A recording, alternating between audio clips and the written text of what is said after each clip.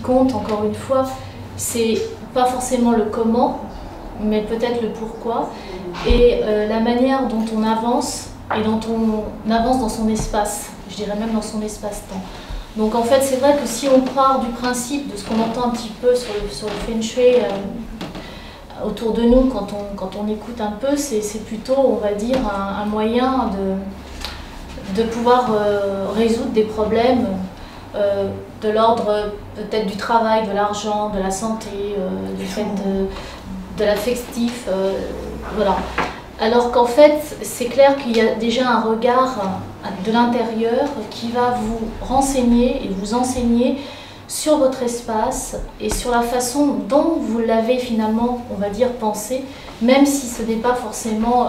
toujours conscient, de la façon dont vous l'avez attracté, si je puis dire, dont vous l'avez attiré, et vous verrez que toutes les ramifications que vous avez devant vous, qui sont en fait des ramifications extérieures, viennent finalement d'une réalité, voire d'une vérité intérieure. Et qui fait que dans cet espace, la plupart du temps, quand on a des interrogations, des questionnements, voire des problèmes, c'est qu'il y a toujours une réponse. On peut aussi la trouver dans l'espace.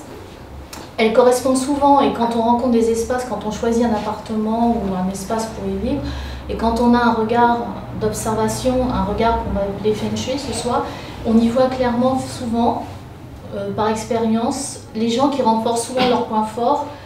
et évidemment aussi plus ou moins leurs points faibles. Voilà. Et tout le propos en fait du Feng Shui, c'est cette dimension en fait qui est, quel que soit l'outil, l'important finalement c'est la réalisation de l'œuvre en soi